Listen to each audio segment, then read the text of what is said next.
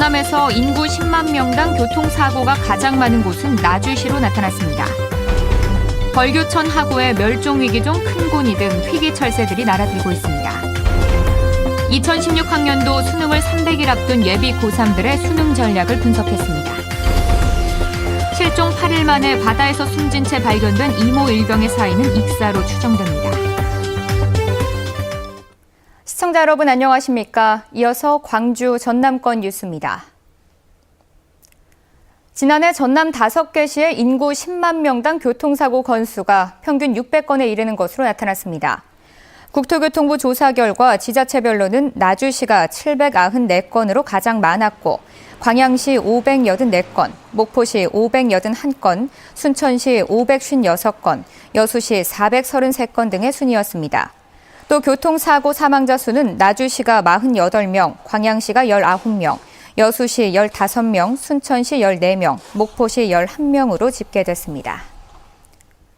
전남도 감사관실이 공직 청렴도 분야 내부 평가를 실시한 결과 인사 업무 분야의 청렴도가 가장 취약한 것으로 나타났습니다. 또 감사관실은 주요 업무보고 계획을 통해 최근 4년간 국민권익위가 실시한 청렴도 조사를 분석한 결과 다른 분야의 청렴도는 타 지자체와 비슷하지만 인사 분야가 가장 취약한 것으로 결론을 내렸습니다. 또 감사관실의 이 같은 지적은 전임지사 시절 단행된 인사에 대해 공직 내부의 불신이 조사 결과에 반영된 것으로 분석됩니다. 보성 벌교천 하구에 희귀철새들이 날아들고 있습니다. 인접한 순천만에서는 볼 수 없는 세계적 멸종위기 철새들까지 볼 수 있다고 하는데요. 송정근 기자가 그 현장을 다녀왔습니다. 우리를 박차는 새하얀 큰고니, 세 마리가 한 마리인 듯 우아하게 상공으로 날아오릅니다. 온몸이 펄투성이가 된 줄도 모르고 갯벌에 머리를 박고 먹이를 찾아 헤맵니다. 멸종위기 2급, 천연기념물 201호인 큰고니가 옹기종기 물이 지어 있는 곳은 바로 벌교천 하구. 세계적으로도 10만 마리밖에 없는 검은머리 갈매기, 보기 힘든 노랑부리 저어새들도 3년 전부터 벌교천으로 모여들고 있습니다. 고니도 되게 많이 왔었어요. 그리고 청둥오리도 많고 또 하여튼 각종 새가 이곳 벌교천 하구에는 철새들의 먹이가 되는 새섬 매작이나 갈대 등이 많이 분포돼 있어 철새들이 많이 찾아오고 있습니다. 벌교천 하구 지역은 12년 전 습지보호 지역으로 선정된 뒤 생태계가 더 건강해져 철새들의 먹잇감이 풍부해졌습니다. 먹이 생물 자원이 없어서 순천만에서는 거의 관찰되지 않는데 이곳에서는 꾸준히 큰고니가 관찰되고 있습니다. 이제 이런 것은 이제 먹이 자원 자체가 이곳에서는 계속 얘네들을 부양할 수 있는 조건들을 갖추고 있는 반면에 지난 2006년에는 중요성을 국제적으로 인정받아 순천만과 함께 국내 최초로 남사르 습지에 등록되기도 했습니다. 순천만보다 규모가 작고 잘 알려지진 않았지만 여느 철새 도래지와 비교하기 어려울 정도로 귀한 철새들이 찾고 있는 벌교천 하구. 호남의 새로운 철새 관광지로 자리 잡게 될지 주목됩니다. MBC 뉴스 송정근입니다. 새 학기까지 한 달 정도 남았지만 예비 고3 학생들은 벌써부터 본격적인 입시 준비에 들어갔습니다. 수능을 300일 앞둔 지금 어떤 입시 전략을 세워야 할까요? 문영철 기자가 보도합니다. 수업이 한창인 예비 고3 교실. 지난해 물수능의 여파로 올해는 재수생이 더 늘 것으로 예상돼 학생들의 부담감은 더욱 큽니다. 성적도 걱정이 제일 많이 되는 부분이긴 한데 면접 같은 경우에도 내가 얼마나 그 상황에 맞춰서 잘 할 수 있을까라는 게 되게 새 학기가 시작되는 시기는 다음 달 중순. 그 전까지는 전체적인 연간 학습 계획을 세우고 각 과목에 대한 기초를 다지는 데 주력해야 합니다. 어느 한 과목에 집중하기보다는 모든 영역을 골고루 학습하고 주요 개념과 원리, 자신의 취약 부분을 미리 파악해 놓는 것이 가장 중요합니다. 목표를 짧게 잘라서 말하자면 설정을 해야 성취 욕구도 높아지고 또 에너지도 잃지 않고 끝까지 완주할 수 있다고 생각합니다. 오는 3월 11일로 예정된 올해 첫 전국연합학력평가 이후에는 목표 대학을 정확히 정하고 세부 전형을 면밀하게 분석할 필요가 있습니다. 특히 정시 모집 선발 인원이 14,000여 명이나 감소해 수시 공략에 집중하는 것도 고려해 볼 만합니다. 모의고사를 봤던 것보다 내신 성적을 확보해 놓은 성적이 더 좋다라고 하면 무엇보다 3학년 1학기의 중간고사, 기말고사에 내신을 더 끌어올리려고 하는 노력이 분명히 필요할 겁니다.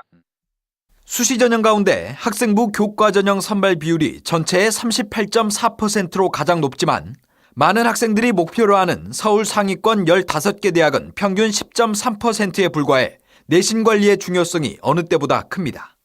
지역 주요 대학에 진학을 원하는 학생들은 선발 인원이 증가한 지역 인재 전형을 노려보는 것도 이 성공적인 입시를 위한 또 하나의 전략입니다. MBC 뉴스 문영철입니다. 굴곡이 심한 전남의 해안선을 따라 6,000리, 2,500km 정도의 갯길이 만들어져 있습니다. 느리게 사는 섬 완도 청산도처럼 무안군이 일부 갯길을 느리게 다니는 해안도로로 만들기로 했습니다. 양현승 기자의 보도입니다. 검푸른 바다와 하얀 파도 거품을 끼고 도는 영광 백수 해안도로. 낙조와 드라이브 코스로 인기를 끌며 국내 해안도로 중 10손가락 안에 꼽힙니다. 전국에서 가장 긴 해안선을 가진 무안군도 아껴뒀던 바닷가 비경을 공개합니다. 노을길로 이름 짓고 올 상반기부터 3년 안에 10km 구간에서 자전거와 도보, 차량 전용 해안도로를 만듭니다.